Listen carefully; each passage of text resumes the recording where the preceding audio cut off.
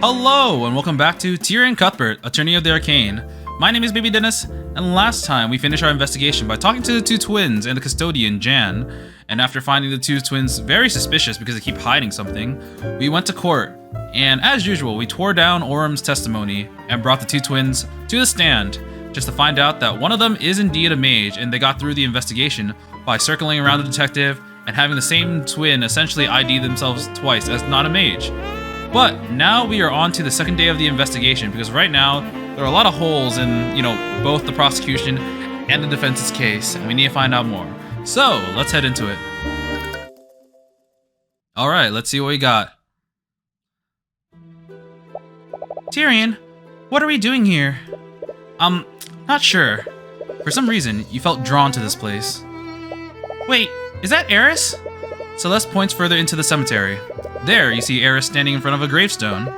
She's placing flowers on it and appears to be chanting a short prayer. Well, we found her. We should probably talk to her later. It'd be rude to disturb her now. As you're about to leave, Eris suddenly turns to face you. She's far away, but you can see her beckoning you over. I can just imagine. Oh, hello there. Were you two looking for me? Sorry, we were looking for you.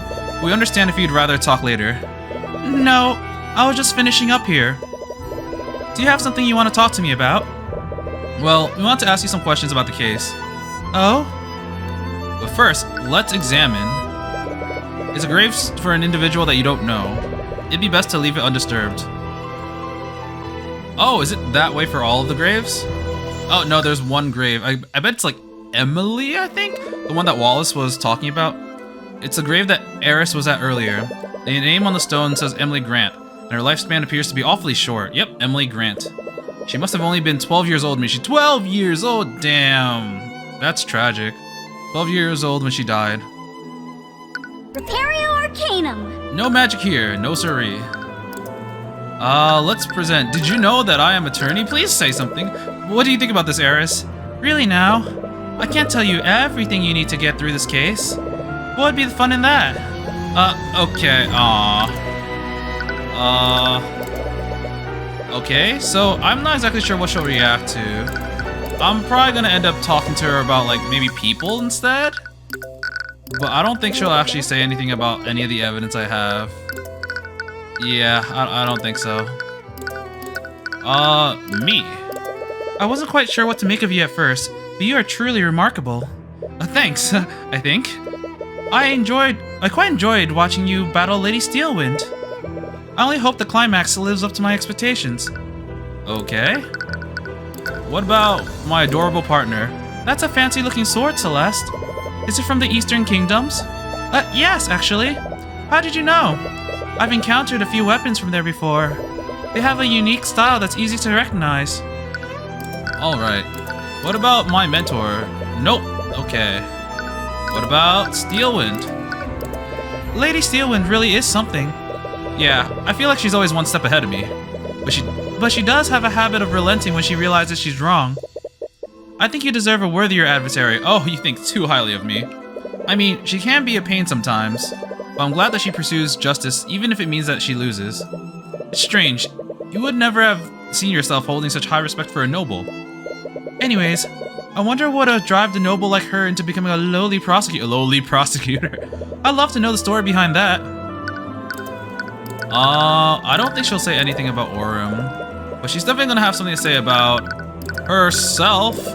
We know that Wallace was accepted through Redmond's program. What about you, Eris? Are you trying to ask me if I'm a noble? Sorry, I didn't mean... No need to apologize. Although the answer to that question is a bit complicated. My family is quite wealthy, but I'm not sure if I consider them a part of the nobility. Her family must own a merchant's guild or something. Yes, something like that. Wait, did you just read my mind? Oh! What about Wallace? It's strange, really. If it weren't for his disposition, Wallace would be quite the person to fear. What do you mean by that? It's clear to the three of us that he didn't commit the murder. But think about how easily he could have done what he was accused of. He could instantly kill anyone using necrotic blight. And he could even raise them as undead using animate corpse. I suppose so. But Wallace would never do something like that. It's surprise. Oh god, her evil's coming out. Let's see. Yes, her evil is coming out. It's surprising what someone can do if they are pushed far enough. It really makes me wonder how idiotic the people that bullied him were. You'd rather not think of such things. Okay, but what about Bellwether? Catherine Bellwether wasn't the best of person. She constantly used her authority to belittle and torment people.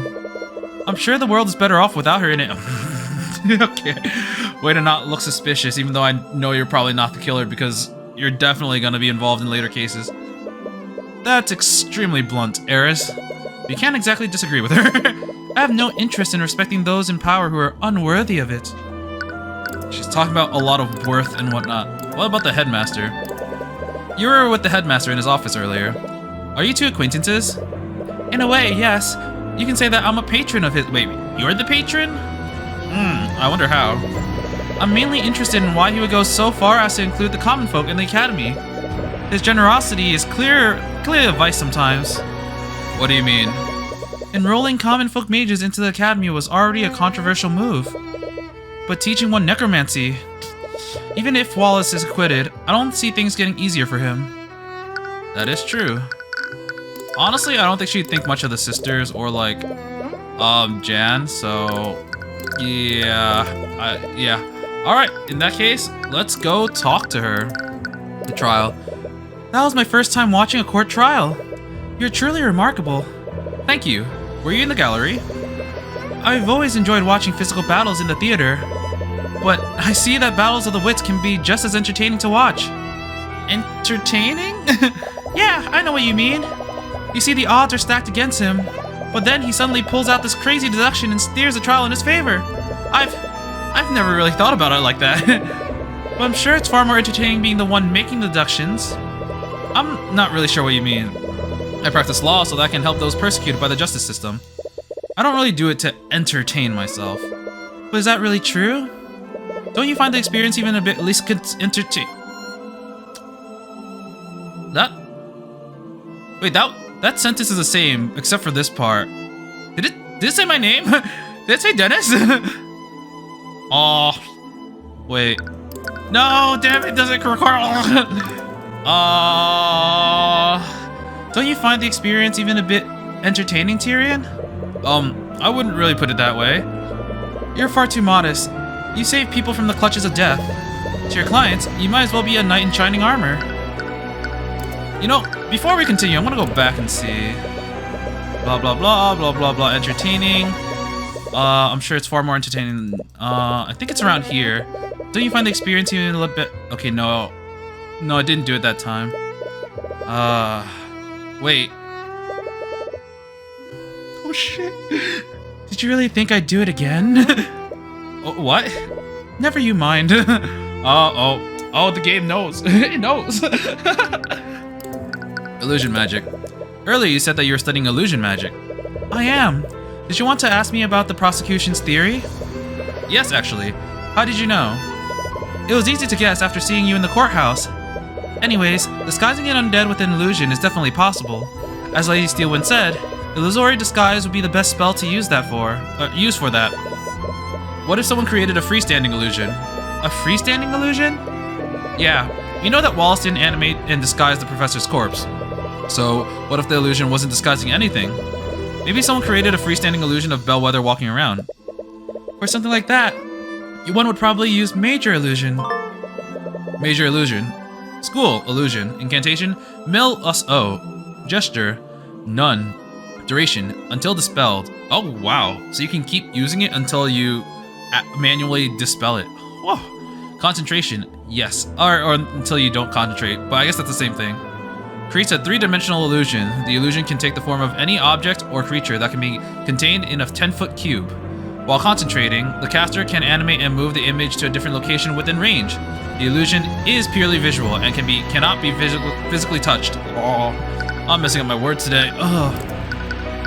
Major illusion. Huh. What is it? I don't think major illusion is what we're looking for. Do you remember what Jan said? About touch? I think she bumped into him, or like something, like a vase. I was cleaning a mess in the hallways. Bellwether knocked over a vase, and there were shards and dirt everywhere. Yep. If the Bellwether that Jan saw was a major illusion, then she couldn't have knocked over that vase. Illusions created by that spell don't have any mass. I see. How perceptive of you. Aren't there any other illusion spells that do have mass? No. Illusion spells only recreate visual and auditory sensations. But there isn't a single illusion spell that someone can touch. So that means that someone disguised something to make it look like Bellwether. Why the look of suspicion, Celeste? Sorry, I wasn't... Calm down. I'm only joking. I don't blame you for considering every possibility. In fact, I'm flattered that you think I'm capable of pulling such an elaborate ruse. Oh, you can do a lot more than that. Anyways, this does tell us one important thing. What's that? The Bellwether that Jan saw had a physical mass to it. It wasn't a freestanding illusion. It was someone or something disguised as Bellwether. Oh, Jan's statement. 30 minutes before the Giannis twins found the body, Bellwether walked past John in the West Wing hallway. He was in her path, so she shoved him out of her way. After that, she knocked over a vase and shattered it. Even though Jan didn't say anything to her, she yelled at him, "Be quiet!" After this interaction, she walked into Lecture Hall 2B. The Bellwether witnessed by Jan must have been disguised with an illusion. In addition to that, whoever he saw that day was physically there. There is something I wanna mention. So I noticed that this thing has Bellwether's voice, and these voice lines can only be changed or adjusted by the Academy headmaster. So it's possible that he made changes to these constructs so that it would say "be quiet," and that's not too weird. Maybe they'd say it in the library when they're there and detect noises that are too loud. But so maybe this was disguised as Bellwether. Oh, maybe it was even carrying the body. I don't know. But it's very... I feel like at this point, my main target or suspect is definitely the headmaster because 1, illusion, 2, had some beef with her and had a meeting with her directly before this. And a lot of the things he has all the power to manipulate. So I think it's probably going to be the the headmaster. Gravestone. It's quite a shame, isn't it? Eris looks pensively at the gravestone. The name on the gravestone says Emily Grant, and her lifespan appears to be awfully short. She must have only been 12 years old when she died. Sorry for interrupting you. Was she someone you knew? Not personally. I'm actually here on Wallace's behalf. Wallace knew her? Wallace joined the Academy as a part of a program run by Headmaster Redman. At the time, the headmaster was reaching out to mages amongst the common folk. He had started a program to admit these mages to the Academy without having to pay tuition. Both Emily and Wallace were among those mages. Oh, so they were together, essentially. Wow, that must have been an amazing opportunity for them. The truth is, none of them actually cared about learning magic. The real problem was that Emily had a terminal illness. She and Wallace were poor orphans, and they obviously didn't have the resources to treat it. But if they enrolled in the Academy would be obligated to give her that medical treatment. The Imperial Academy teaches the best mages in the kingdom. They thought that curing her illness would be an easy task for the Academy's healers, but they were mistaken, I'm afraid. I'm sure you know this by now, but healing spells can only treat wounds. They can't cure illnesses. Emily's conditions only got worse over the years, and eventually, she succumbed to her illness. Wallace was furious. He didn't understand why the kingdom was outlawing magic that could save lives. And that's why he decided to learn it himself. Yes, the headmaster was inspired by Wallace's resolve. He gave him access to the Academy's forbidden tomes of necromancy, and Wallace taught himself the spells that he knows today. So that's why it was supposed to stay a secret between him and the headmaster. But okay, but I'm sure you know how it turned out. I think that was not text change. I think that was just visual, because she had the creepy face, but then it changed back. I'll have to go back and see that in editing. Oh man, she's so weird. I think her design is really cute, but she's also really scary. I'm leaving, bye. Let's go to the foyer. Okay, there's nothing here. I'm pretty sure everything will wait. The statue, yeah, everything's probably gonna be the same. Yep, it is exactly the same, but because it's a different day, it's marked as unexamined. Alright, in that case, let's move to another place, like the library. Oh, we can finally come here, yes. Oh, it's you, Mr. Cuthbert. Steelwind, what are you doing here? After what happened at the trial yesterday, I decided it'd be best to start my investigation here. Right. Wallace was in the library for the entire morning, so it would make sense that she'd start her search here. Actually, since I have you here, have you seen Eris Illmatter anywhere? It is my understanding that you're both acquainted with each other. Oh, that's why they shoved us in the graveyard first, so we were forced to meet Eris first, and see the creepy things that she does. I kind of wish that, we didn't have that vision in the first case, because if that didn't happen, I wouldn't have thought that Eris was a lasting character, and if I didn't think Eris was a lasting character, I wouldn't have been suspicious that she was the one doing the King Crimson stuff. So I really wish that I think it would have been better if they didn't do that. I do understand it's like foreshadowing. Whoa, they have an overarching plot and a like tied narrative together, but it just made me like it just made some of the parts a little bit more obvious. Eris, what do you want with her? It's not for anything serious, mind you. It's just that oaf of a commander lost her spell compendium. Now we need her to produce another one for our records. If you see her, please let her know that we'd like to speak with her. Well, it's only a King Crimsoned out anyways. I'm just gonna keep referring it to King Crimson because it's the best description I have for her. We saw her earlier in the cemetery nearby, but I have no idea where she is now. Ugh. Once again, I have to compensate for that idiot's mistakes. Anyways, I was wondering if I could ask you some questions about the case. Very well. I suppose I still need to honor our deal from earlier. The twin? Alright, I would have never guessed that one of the Ionis twins was a mage. I'm just glad I was able to prove it in court. It's strange though. Studies say that identical twins share the same exact genetic code. If the gift of magic is hereditary, why is only one of the twins a mage? That's pretty strange. Yeah, I was thinking of that too, because it said it's passed down, but only one of them can use magic. What do you think of the headmaster? Oh wow, really? As a mage from a noble house, you must have gone to school here. Did you know? Okay, so this is actually one of the same dialogues we had with her before. I don't know if I actually examined some parts of the library, so let's do it. The library is full of books for educational purposes. It's too bad they don't have any fictional books. Were you looking for a novel to read? Yeah, I was hoping they'd have some mystery novels I could read. You like mystery novels? Of course! Why do you think I like this job so much? I've never been a fan of the mystery genre. I've never really been a fan of the mystery genre? Well, why? Oh, I have nothing to say. What? But your whole career is about solving mysteries. Exactly. It's exhausting. When I read a novel, I just want to read about a simple fantasy story and classic heroes. I guess that makes sense. What about you, Miss Steelwind? I keep saying Miss. I don't really have time for such things. She's too busy winning or losing court. It's a holy text from the Church of Bahamut. I read some of these with Eris earlier. I've been meaning to ask, do you guys worship whoa, come on. The name is Wyvern Guard. Do you guys worship dragons in Wyvern Guard?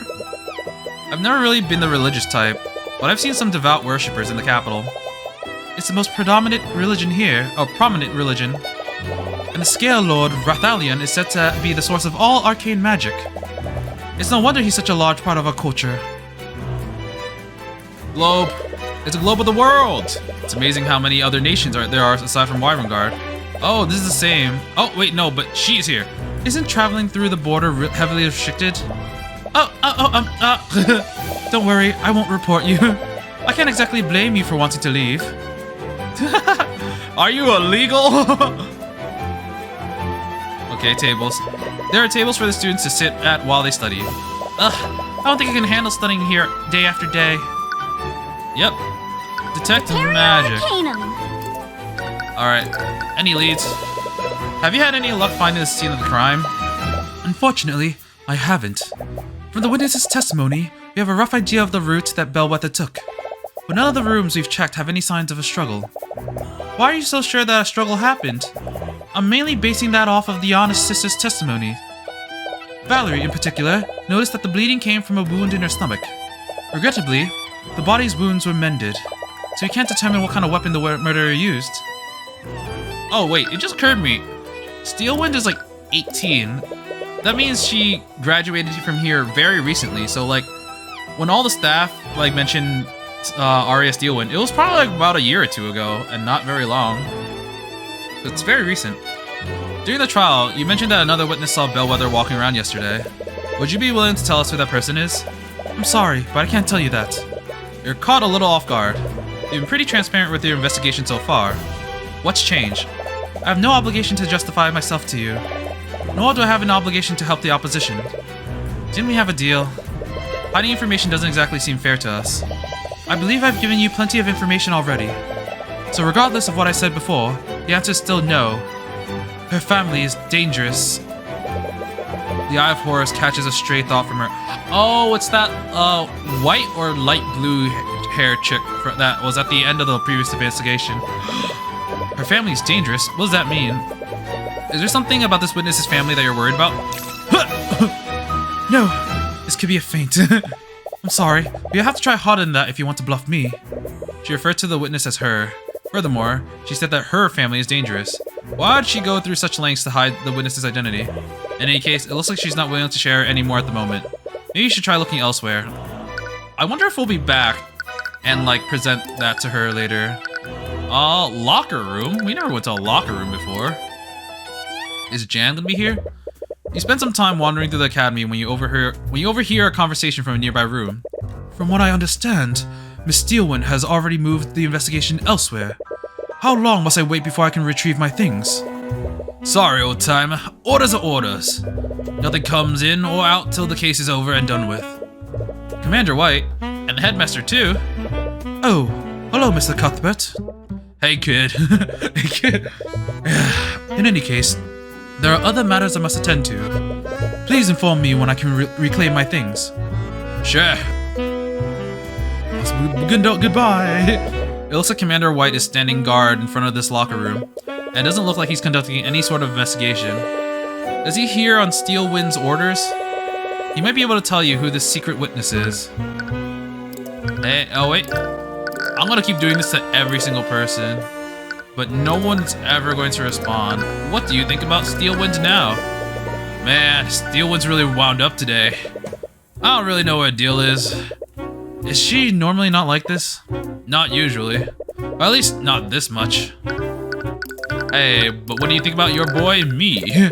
I didn't expect to see you two here again so soon. Well, considering our careers, we'll probably be seeing a lot more of each other. Well, between you and Timora, you are a lot less insufferable to be around. Thanks. I think?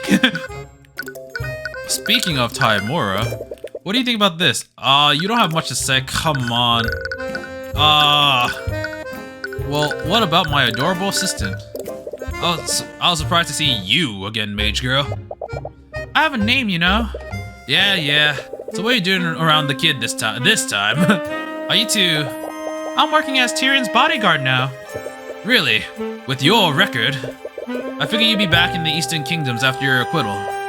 No, I'm trying to keep my work in Wyvern Guard for now. My mom's all alone after what happened. Right. Oh, that was awkward. What do you think about the okay, never mind. I was gonna say the victim. What about the defendant? Look, kid, I know you always believe in your clients and all that, but I can't believe you're defending a necromancer of all people. There has to be a limit to that compassion of yours. Wallace has his reasons for studying necromancy. I trust him. Even though you just met him yesterday, I think that I'm a good judge of character. There's no way he killed Bellwether. Whatever you say, kid. Alright, well, what about yourself? Oh, you have nothing to say about yourself. What do you have to say about Eris? And he's just King Crimson. Oh, whoa! Oh, right! They were looking for her to get her spell compendium. I thought I was joking. I was gonna joke. It's like, oh, I don't know anything. Just King Crimson to the next witness. By the way, have you two seen Eris Ilmatter and around? Right. Steelwind mentioned what happened. Yeah, she has really been on my case about that. I can't believe I lost a compendium. But I guess it's mostly my fault. We saw her at the cemetery earlier, but I have no idea where she is now. Damn it. Those twins really screwed me over with what they did. Steelwind's gonna hold this over me for a while. I can't exactly blame you for what happened. Twins are such a rare occurrence. I doubt even the Inquisition has dealt with that before. It's gonna be the same thing for the other twin because, you know, they're twins. Alright, let's see. Oh, there's several lockers in this room. It'd be impossible to search through them all. You should speak with Commander White before trying to search through them. Oh, okay. The headmaster. What was the headmaster talking to you about? Supposedly, he has some items stored in one of the faculty lockers. Oh. I don't know. I was thinking that this was a gym locker. It kind of looks like one too, but no, it's just lockers where you put your stuff. The problem is, Steelwind said no one gets in or out of this room. Except for her and you two, apparently. Oh, wow. She won't even let the other knights in here. Really? Is that normal? Nope. But things rarely are when she's calling the shots. Why would she give you access to the crime scene if she wasn't even willing to let the knights in? Steelwind's order. With the exception of you and Celeste McCoy, Prosecutor Steelwind isn't allowing anyone inside the key areas of the Academy. She isn't even allowing the Knights of the Inquisition within these areas. She appears to be conducting the investigation single-handedly. Does that mean she's suspicious of the Inquisition? And I know, you know, they don't have a good track record for actually doing a proper investigation. But, yeah, maybe that. I don't know what her deal is, but she's been acting real strange lately. She's been real paranoid, that girl. Frankly, I can't tell what's going on through her head. But Steelwind's paranoia. You mentioned that the prosecutor has been paranoid lately. Do you think it has something to do with the case? Nah, it started way before that. Lately, she's been using the Inquisition to investigate a lot of non-magical homicides. What? Wouldn't it be easier to just work with the relevant law enforcement for that? I don't know why, but she's convinced that these cases have magic involved. We scanned each and every one of those crime scenes. Nothing turned up. I gotta say though, if it weren't for those scans, I might actually agree with her. Why do you say that? Those homicides, I haven't seen anything like them. They're probably some of the most screwed up cases I've ever handled. For one of those cases, we had ourselves a disgruntled spouse. She found out that her man was going around with a barkeep. And you know what the spouse does? She stalks the poor woman. She starts leaving threatening notes all around where she worked. The barkeep told the city watch all about what was happening. But no matter how much they staked the tavern, they could never catch the perp. Then one day, the barkeep arrived home. But little did she know, the spouse was waiting for her there for her. The poor lady never stood a chance. Then to tie the whole thing together, the spouse waits for her husband to get home. She cooks him a big roast, using the barkeep's remains. Oh, Jesus. Possible explanations. Wow, that story's pretty... no.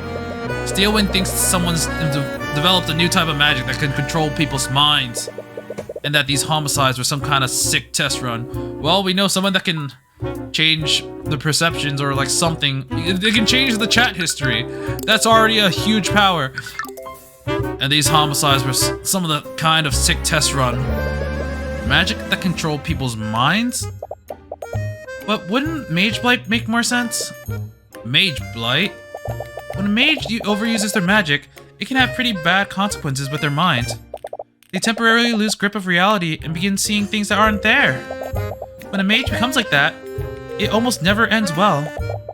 They enter a frenzy and begin firing spells randomly, which only makes it worse.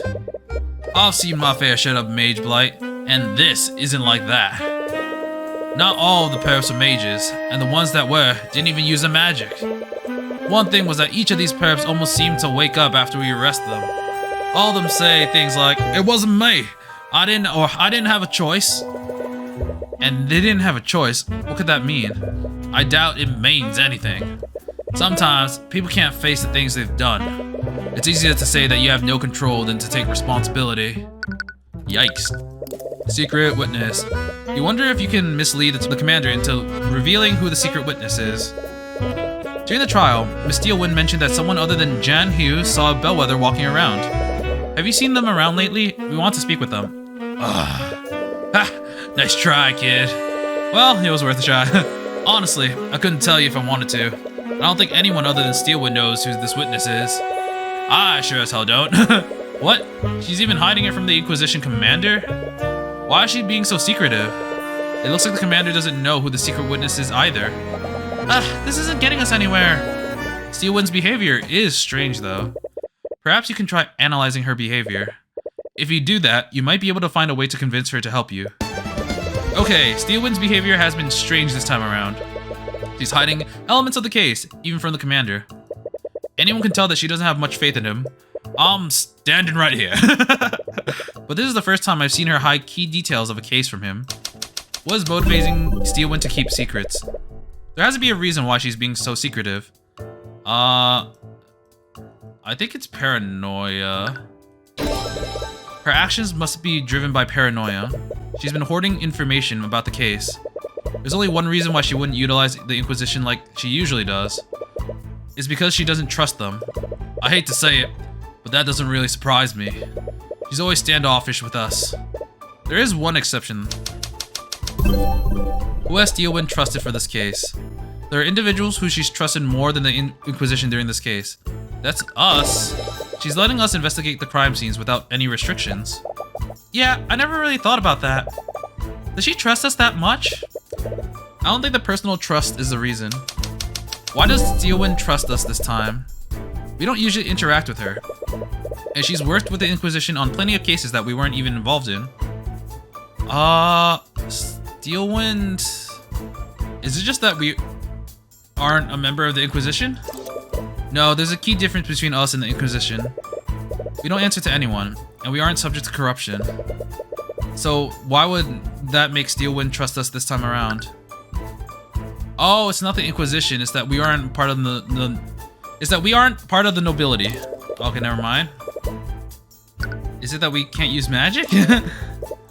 We don't answer to anyone, and we aren't subject to corruption. Oh, we aren't controlled by the nobility. That's it. Yeah. Steelwind doesn't know much about us, but she does know that we aren't prone to noble corruption. Right, you indicted a noble during that last case. Meanwhile, the Inquisition usually bends to the nobility's whims. Well, I can't argue with you there. I like Orem. He's just like, yeah, we are kind of like mess ups. Using my insight, I can tell you that she's worried about the witness's family. What can you infer about the secret witness? And if she's worried about corruption from the nobility, then that can only mean one thing. The witness is a noble. The witness has to belong to a noble family. That's why she's wary of interference. But we're obviously not going to do anything corrupt. Why is she hiding the witness's identity from us? Recall seeing a thought through the eye. So regardless of what I said before, the answer is still no. Her family is dangerous. I think she's worried about her safety. Yeah, I guess harassing a noble could put you in danger. But I'm the protege of the infamous Ruby Timora. Yeah, it's not like as if we aren't already on the noble's bad side. I'm sure the Pierce's family still has it out for us. That can only mean that the family we're dealing with is even more powerful than House Pierce. If the prosecutor is wary of them, then they could be as powerful as the Steelwinds. Wait, don't tell me you're thinking we're dealing with one of the 4 pillars. 4 pillars? It's a name that people use for the top 4 noble houses. These families stand at the top of the kingdom's aristocracy. If I recall, the 4 pillars are House Freyga, House Von Sanctus, House Sybil, and House Steelwind. Steelwind is a part of one of them?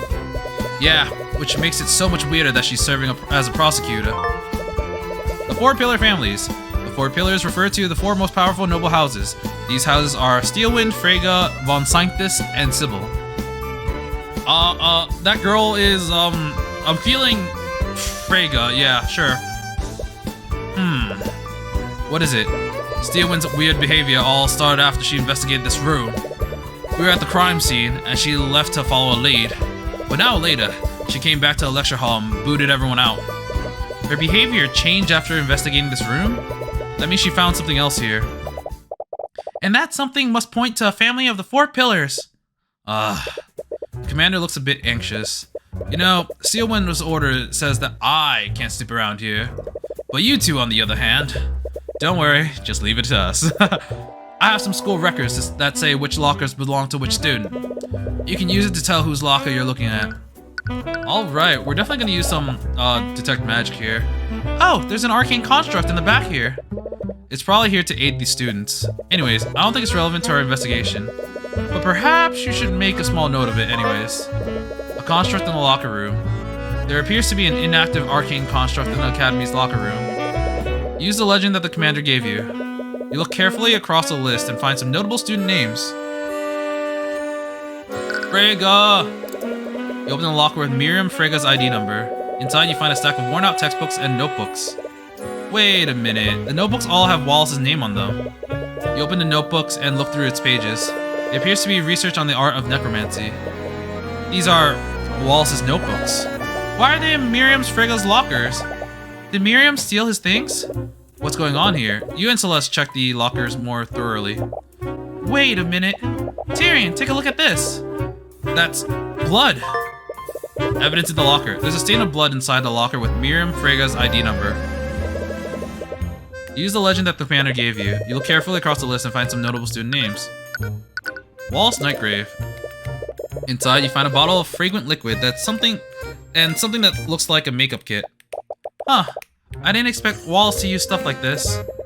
It does seem strange, but it's not your place to judge. Anyways, you should try looking at the other lockers. Alright, we got Jaden Von Sanctus.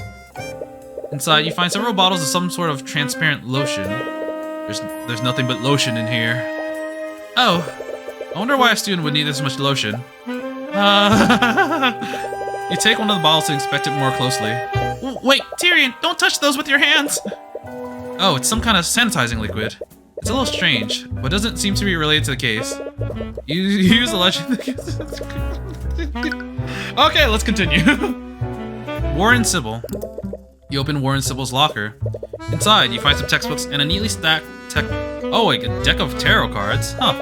It's like those cards that fortune tellers use. I had a feeling that Sybil was going to be the one with divination magic, because the name Sybil is pretty much tied to that. I wonder if this student studies divination magic. But anyways, I don't think this is related to the case. Use a legend that the commander gave you. Alright, no, we're done. We found a few things, but I can't really make any sense of it. We should take a look at this from a prosecutor's perspective. Steelwind found something in one of the lockers. Whose locker had the most suspicious evidence? Well, ain't that just easy? That was the one I think I randomly threw a name. I was like, oh, that chick was probably named Frega. So that's the one I checked first. It might actually be it. But, you know, they said that they bullied Wallace a lot by switching his name tag on the lockers with other students. So someone might have done that to, like, throw them off. No matter how much we look at it, we found some insanely suspicious things in Frega's locker. It had Wallace's notebook and even some blood. But that blood is certainly strange. It implies that something bloody was stored in there. Do you think someone stole it? No, actually, I think it was Steelwind who took it. Oh right, Aura mentioned that she investigated this room. She must have taken the bloodied item as evidence. But with that said, there's something else that's strange about Miriam Frega's locker. It had a lot of Wallace's possessions. It's possible that she really did steal these items from him. But it's more likely that this locker isn't actually hers. Remember what Wallace told us about before? Yeah. Sometimes the other students would steal the ID number off my locker. They'd switch it with the number of another locker. They thought it was funny whenever the student who owned that locker got angry with me. So someone switched the nameplates? That means that this isn't Miriam Frega's locker. It's Wallace's. Would that mean the bloody object came from Wallace's locker? It appears so. Evidence in the locker. There's a stain of blood inside the locker with Miriam Frega's ID number. This locker actually belongs to Wallace Nightgrave. Someone must have switched the ID number with Miriam's locker. But if that's true, why didn't Prosecutor Steelwind present the bloodied item during the trial? I proved that Bellwether was wounded before Valerie healed her. Wouldn't that have been the perfect time to present what she had found? It was a bloodied item found in the defendant's locker, after all. She could have easily proved that the nameplates were switched too. But would she have known? Because, like, she didn't actually talk to Wallace, I'm assuming. I mean, I guess maybe. Yeah. Right, that is weird. There's something more to this that you aren't seeing, but what? I think we'll just have to ask Steelwind ourselves. Well, it was cool talking to you, Orem. We'll talk to you some other day. I wonder, actually, can we go back to the cemetery? Is she still here? Oh, she is. I'm curious. Okay, yeah, she's not gonna give us anything. I thought maybe we get like an option here to talk to her about going to the Inquisition for the spell compendium, but I guess not. Alright, Steelwind, spill the deets. Oh, you're back. We've uncovered a few things during our investigation. Miss Steelwind, are you acquainted with a student named Miriam Frega? I underestimated him. I said it before, Mr. Cuthbert. I won't fall for such an obvious bluff. It's not a bluff, Miss Steelwind. And I'll prove it using the evidence we've gathered. Psychological profile. Alright, let's do the argument. Steelwind is paranoid, and for whatever reason, it's due to the involvement of Miriam Frega. If you could convince her to reveal why she's being so secretive, she might give you more information. Go! Alright, you've been behaving strangely, Steelwind. Even the Knights of the Inquisition have noticed. Please tell me, why are you being so paranoid? I'm not sure what you're trying to imply, Mr. Cuthbert. Nothing about my behavior has changed. I've approached this case objectively, just like I have with every other case. Okay, so Steelwind is extremely logical and won't accept arguments that aren't supported by evidence. However, she has been secretive lately, and her actions seem to stem from paranoia. She's uneasy about the case elements that's related to Miriam Frega, and she's very inclined to hide Frega's involvement from the court at all costs. So the statement is, nothing about my behavior has changed, but it's gonna be that, this, Steelwind's orders. You've ordered the Knights to stay away from the crime scene, and you've even taken it upon yourself to conduct the investigation yourself. That is not normal behavior for a prosecutor. I took those actions because the Inquisition is incompetent. How could I possibly trust them with anything? The Knights are incompetent. You're not denying that. But even you can see the value of delegation. During Celeste's case, you still delegated tasks to the Inquisition, and you could have easily investigated the McCoy Tavern yourself. This academy is huge. You wouldn't conduct your investigation this way unless you had a good reason. Then why don't you enlighten me? Why would I act in such a way? What caused me to behave so strangely? I imagine it's the... this. That is the reason you've been acting... Oh, god damn it. What kind of weak-willed person do you think I am? Something like that would hardly cause me to change my behavior. Maybe this then? Four Pillars family? Yeah, I was trying to get to that, but I guess I skipped a step. You know that the Inquisition is corrupt and will bend to the nobility. So what happens if a powerful noble were publicly involved in this case? And with that noble's influence, they'd probably order the Inquisition to conceal their involvement. A high-profile noble is involved in this case, Steelwind. And I believe that that noble is Miriam Frega. Ugh! Again with this, you think you can bluff me by throwing out the names of random nobles?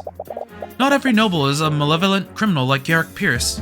Oh wait, what did she confiscate? I remember at the end of the day one investigation, she confiscated something from that girl. I think it was her sword. I don't remember. It might have been a sword, it might have been something else, but she was like, give it back to me, the case is over. And she was like, no, no. I've said it before and I'll say it again. My investigation doesn't involve the Fregas. Nothing about this case has anything to do with House Frega.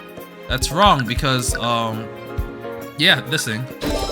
Then how do you explain this, Miss Steelwind? I keep saying Miss! The commander told us that you were following a lead in the locker room yesterday. We investigated the lockers of the students from the Four Pillars families. And we found stains of blood in the locker with Miriam Frega's ID number, and it was presumably left by a bloody object. The bloody object was taken by someone, and we heard that you became extremely paranoid after you found something in that locker room. If I had to guess, I'd say that you took the bloody object as evidence. And what evidence do you have to support these outrageous claims? Wait, what? The only thing you have is evidence of a bloodstain. There are myriads of explanations for that. Everything else you mentioned is pure speculation. You can't prove that a piece of evidence exists. I could have found any number of things in that room, or possibly nothing at all. Okay, so this time it's appeal, rationalize, and threaten. I'm not even gonna look at this. It's probably going to be rationalized because she's a very rational and logical person. Let's not be coy, Miss Steelwind. Anyone can tell that bloodstain was... Nope, never mind. You're hiding evidence, Steelwind. How can you... Oh... If you don't present what you found in court, I'll have no chance but to pull the owner of... Oh, man. So, ironically, I was like, I think it's probably going to be rationalized because she's a logical person, but I'm actually stuck between appeal and threaten. I don't think she wants to bring the noble to court, so we're gonna have to threaten her. You found an object in the locker with Miriam Frega's nameplate on it. If you don't present what you found in court, I'll have no choice but to pull the owner of that locker onto the stand. That's ridiculous. We both know that the locker in question belongs to Wallace Nightgrave. Can you unequivocally prove that, Miss Steelwind? Because the way I see it, there's a lot of room for doubt here and there. Enough doubt for me to pull Miss Frega onto the witness stand. Ugh! But if I had more context, maybe I wouldn't have to resort to that. Oh man, I will say, this is specifically for case 2s for Ace Attorneys.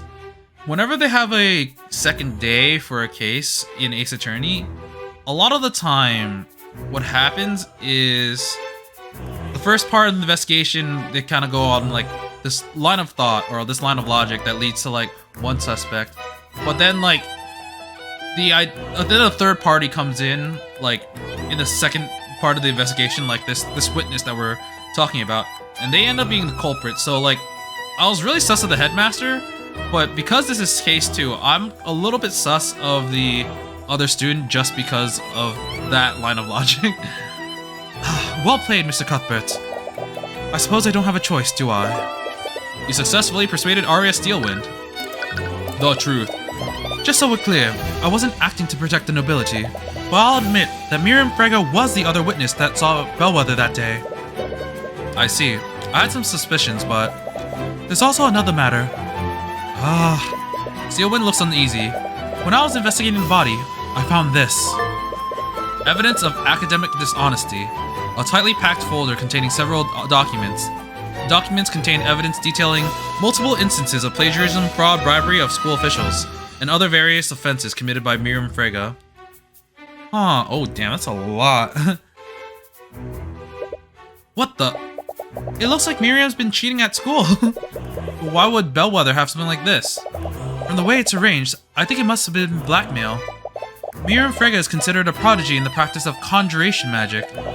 She won a litany of awards, and she will most definitely graduate with honors. If those files were to reach the public, it would absolutely ruin her reputation. Do you think that the professor was trying to threaten her? It appears so. When I discovered this, several elements of the case were still unknown. I decided to look through her belongings. I mistakenly looked through the locker with her ID. I found this in that locker. A bloody rapier. So you looked at the one with her ID, and... Okay, yeah, okay. A rapier covered in blood. It was found in Wallace Nightgrave's locker. Yep, because that's the one with her ID. Apparently, it's a valuable family heirloom to House Frega. It was reported stolen by Miriam Frega weeks before the murder. Ah, it was reported stolen, though. But was it by the family or by her? Because she could have stolen it. It's very likely that this is the murder weapon. This rapier is a valuable family heirloom for House Frega. And a few weeks ago, Miriam reported that the rapier was stolen from her room. Oh wait, no, she did report it. And then it was found in Wallace's locker. Not that I'm complaining, but why didn't you present this in court? To be honest, I'd like to avoid involving House Frega by any means necessary. I knew it! You're just protecting her, aren't you? Miss McCoy, do you recall how Wyvern God's justice system works? To acquit a defendant, you must unequivocally prove that they didn't commit the crime. To do that, they either need a solid alibi, or we need to prove that someone else committed the crime. What do you suppose will happen if you bring Miriam Frega onto the stand? House Frega won't allow one of its members to be indicted in a court of law. They plant and forge evidence to implicate your defendant, and they'll use the Inquisition to do so. So that's why you've been keeping them away from the investigation. Can't you do anything? The Steelwinds are powerful too, aren't they? I don't have the support of my house. Right now, I'm just a prosecutor, nothing more. Steelwind, you know that this isn't fair for us. Just do nothing. Do nothing and let's win. Celeste, if we can't go after Miriam, then you can at least help us save Wallace. I'm not going to do that. Why? What if Miriam Frega is the real killer? Her sword is the murder weapon and Bellwether is trying to blackmail her. I seem to recall another case where an innocent person's sword was used to frame them. That's... As a prosecutor, it's not my place to decide who's guilty and who's not. I won't engage in corruption, even if it's to counter corruption from another noble house. I'm sorry. Do you know where Miriam is right now? Didn't you hear what I just said? You can't let her think that there's even the slightest possibility that you'll indict her. She'll bring the entire wrath of House Frege down on you. Regardless, I can't do anything for Wallace unless I know everything that happened. Frege has the last piece I need to put everything together. Well, I suppose I don't have much of a choice, do I? The dormitory room is room 107.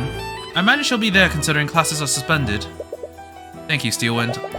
If I don't tell you, I'm sure you'll probably just find out using some other means. But please, Mr. Cuthbert, be careful. Aww, she cares about us.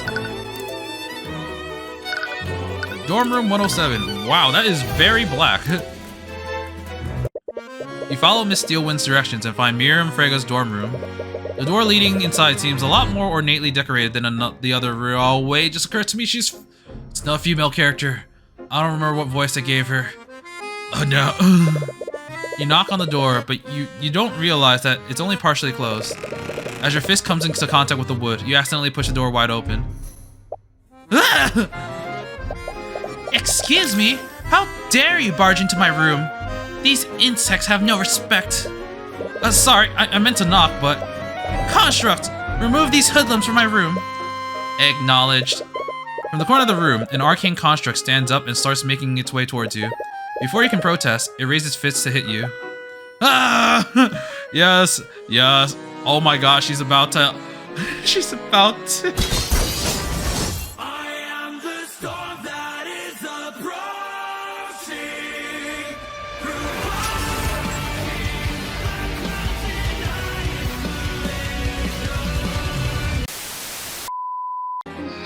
Oh, she's about to judgment cut her to death. You only have enough time to raise your arm and brace yourself for the impact. You close your eyes and wait for the blow, but instead, you hear the clang of steel against steel. Confused, you open your eyes and see Celeste standing between you and the construct. Her sword is drawn and she's using it to block the construct's fist. Ah! Upon taking a closer look at Celeste, the student stares curiously at her. Construct, stare down. Acknowledged. I'm terribly sorry for that. I wasn't aware that this was your servant. Celeste looks angry, but puts away her sword without a word. I haven't noticed you around campus. Are you a new student? If she has a personal attendant, she must be important. What? You see an opportunity. Yes, my master just enrolled here recently. What? Celeste gives you a puzzled look. You make a silent gesture back. After a moment, she seems to realize what you're doing. Yes, I just started here. I take that you're Miriam Frege? Yes, I'm honored that you recognize me. Miriam Frege, student. I need to think of a better voice, but I don't know. It's a pleasure to make your acquaintances, Miss... I'm Celeste. She catches herself and pauses for an awkward moment. Steelwind. I'm Celeste Steelwind. You can't believe her. There's no way she's gonna Steelwind? It's a pleasure to meet another member of such an esteemed house. She must be from a branch family. Maybe I can use her. Wait, she's actually buying this. I just moved in, and I thought that I should introduce myself. Seeing as you're a top student in the field of conjugation... Conjuration. Yes. Well, there's no backing out now. Of conjugation. Look at this bed. It's an extravagant bed. It looks like Miriam lives pretty well here. It's a dresser. It probably contains Miriam's clothes. It would probably be a bad idea to take a closer look while Miriam's here. There's a table for guests, but it doesn't look like it's seen much use until now. Oh, she's also lonely. Well, there really isn't much here. Detect magic. Arcanum. Nada. Alright. But, what do you know about the body? It's such a shame what happens to Professor... Well, yeah, sure. That's what you think. Yeah, sure. She truly was the best and brightest amongst the faculty. Well, she certainly was something. What do you think about this, Miriam? Oh, I'm terribly sorry, but I don't have much to say about that. Your attendant doesn't appear to actually do much. How do you put up with him? Oh, you know how it is. You're a little touched by how angry she is getting on your behalf, but... Oh, that's pretty funny. I wasn't aware another Steelwind had enrolled in the academy. Which branch family were you from again? It's one of the far-off branches. We're not that well known. I see. Honestly, I don't know what Arya's thinking. At this rate, it won't matter which house she belongs to. She'll be ruined. Are you actually concerned about her? What? Of course not, Baka. I have to say, the character designs are very cute. Yeah. They did a good job at that, if that's what they're going for. By the way, do you happen to know Eris Ilmatter? I would stay away from her if I were you. I heard some unsavory things have happened to people that cross her. It's no wonder that she joined forces with that necromancer. I can't believe it took so long for that necromancer to be detained. All it took was a literal murder.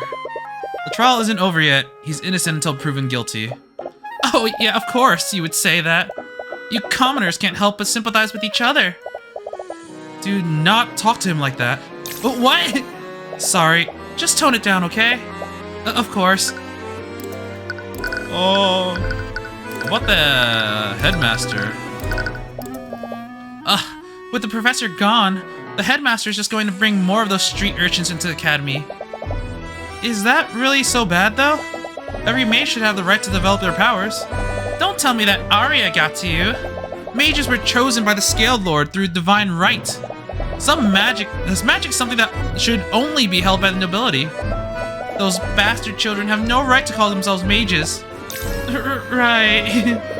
You feel a twinge of regret for putting Celeste in this situation. Oh man, like, she has a, oh man, she's such a bitch. Oh, but she has like the perfect design for it too. You know what? No. Tell me about yourself. The Fregas primarily control Wyvern Guard's finances, right? But of course. The Fregas own nearly every banking house in the kingdom. One could even say that we alone are responsible for Wyvern Guard's prosperity. How about you? How about sharing that prosperity with the common folk? All right, I think I'm done. Let's question her. Miss Frega, I was wondering if we can ask you some questions about. Excuse me, I don't believe anyone's permitted you to speak. Oh, here we go. Celeste is smiling, but you can faintly hear her grinding her teeth together. So, we heard about what happened to Professor Bellwether. I can't believe it. Yeah, it's quite tragic what happened to her. She has always been an acquaintance of House Frega. She appears to be more receptive to Celeste. It might be better to let her take the lead in questioning. The murder. We heard that you saw her on the day of the murder. Could you tell us more about what happened? Oh, have you heard about that from your relative, did you? If you don't mind me asking, why are you so interested? She's not like Arya, is she? Uh-oh, you know, I'm just curious is all. You know how uneventful life can be sometimes? Being a noble and all? Right, tone it down. Oh, is that all? I was worried you were gonna go down the same path as a poor, confused Arya. What does she mean by that? Well, I'm in the middle of a study break anyways. I suppose I have some time to sate your curiosity. Construct, please prepare us some tea. Use that lotus tea that we were imported from the Eastern Kingdoms.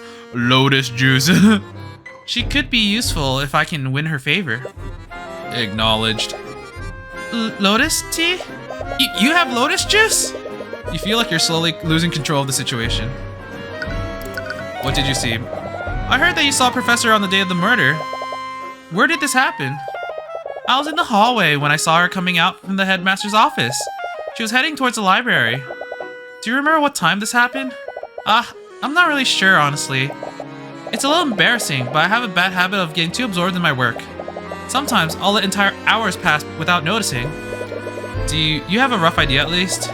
I think it was in the morning? She thinks it was in the morning? But anyways, did anything seem off about her? No, it was a short encounter. I merely greeted her, and she responded in kind. At least, that's what should have happened. That thought now, what does it mean? You slowly glance at Celeste to catch her attention. In small motions, you shake your head to indicate that Miriam's holding something back. Were you and the professor really on good terms? I heard that she was pretty mean towards the other students. Towards the riffraff, maybe, but not to students like us. She was a great ally to House Frege, or at least she used to be. That's why we were planning on appointing her as the new headmaster. Wait, what did you just say? Did you just say that your family was going to appoint Bellwether as the new headmaster? I'm surprised you didn't know. House Frege holds several seats on the Academy's board. We were making plans to have her replace that old lout, Redmond. They were gonna sack the headmaster. Did Headmaster Redmond know about this? Oh, of course not. This was part of a large-scale plan. Along with Redmond, we were also gonna replace all the staff members with arcane constructs. We had to keep everything under wraps, or else the help would have left prematurely. And where would that leave us? But Jan supposedly overheard Bellwether talking about the constructs. Did Bellwether prematurely reveal the plan, or was Jan lying about how he found out? But alas, with Bellwether gone, we'll have to delay our plans. Bellwether's plans. House Frege was planning to fire Headmaster Theodore Redmond and replace him with Catherine Bellwether. They're also planning to fire all the Academy staff and replace them with arcane constructs. This was supposed to be a secret, but according to John, Bellwether revealed this plan to the headmaster during a meeting a few weeks ago. Oh. Okay, so the headmaster knew about this. Okay. Frege's rapier. So, we heard that Arya took her rapier as evidence for the case. Can you believe her? She still won't give it back to me. My father will have my head if I can't get it back soon. How did that even become a part of the investigations anyways? I don't know. Arya won't tell me anything. I swear if that necromancer was the one who stole it, I'll execute him myself. So, if someone did steal it from you... Yes, from... Oh wait, she just said someone did steal it from me. Oh. Yes, from right out of my room. When did this happen? About a few weeks ago. I noticed when I came back from one of my classes. So I removed the rapier from its display case in my room. How did they get into your room in the first place? Dude, her room is open. Did you think someone used magic to teleport past the door? Please, I'm a master of conjuration magic. If someone attempted that, my enchantments would have shunted them out. This means that the thief came through one of the doors or windows. I bet it was that necromancer. I'm sure a street child like him just knows how to pick a lock.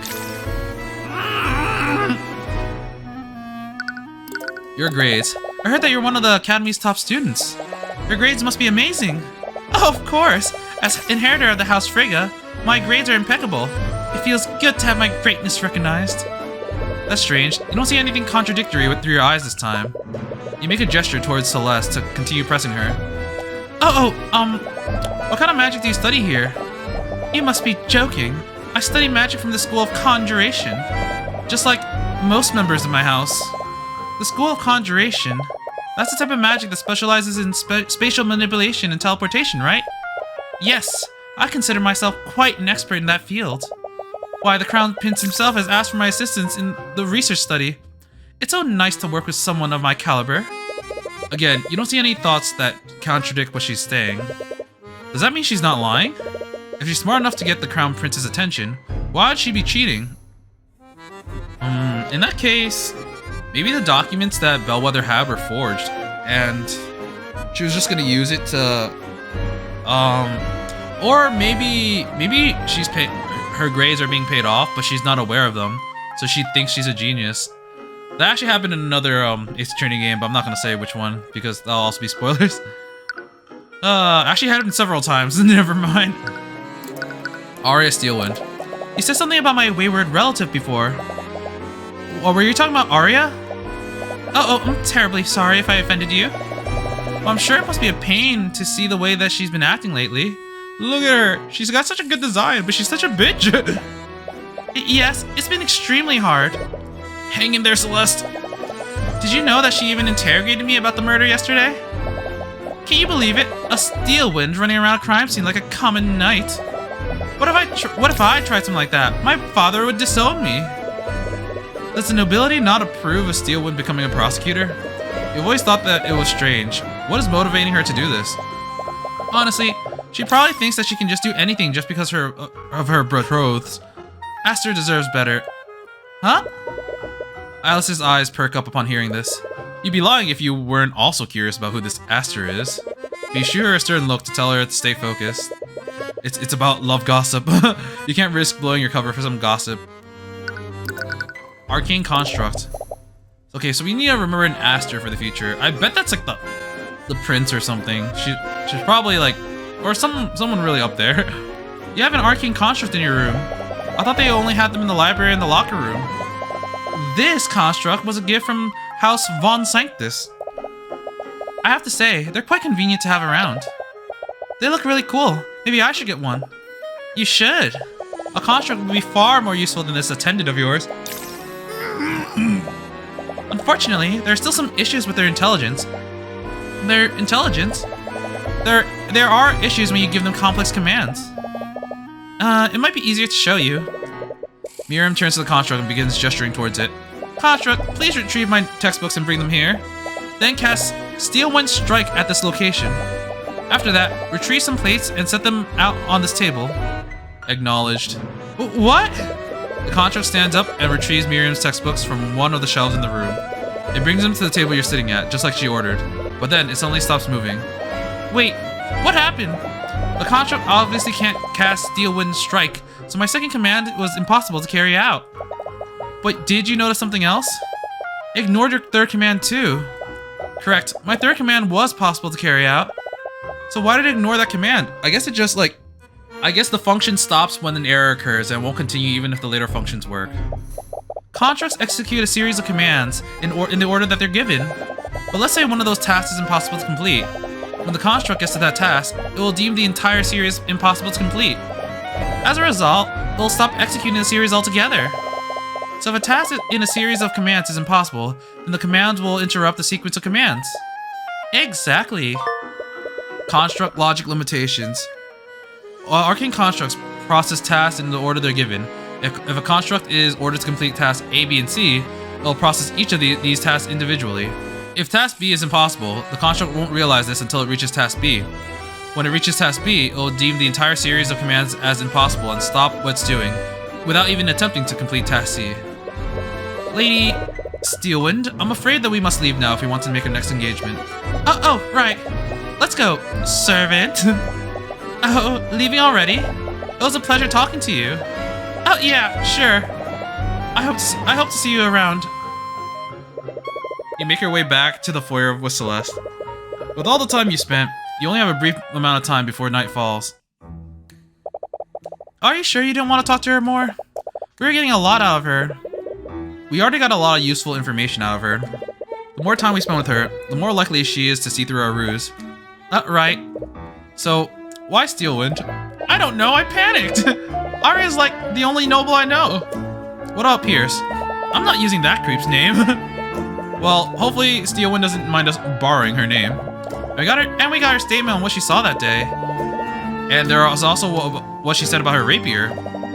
I bet she was lying when she said it was stolen. She was probably trying to establish an alibi. Not so sure. Why do you say that? Doesn't it feel too obvious? If she was lying about the rapier being stolen, that would imply that she planned all of this in advance. But if she had chose a murder weapon, why would she choose something that literally has her name on it? I'd understand if the murder was the spur-of-the-moment decision. She might have used something nearby in case. But if this was premeditated murder, committed by Miriam, that rapier would be the last weapon she would choose. Right. I guess that makes sense. There's also the evidence of academic dishonesty. It doesn't match up with what we heard from Miriam. You mean all that stuff about working with the Crown Prince? She was probably just making things up to look good in front of me.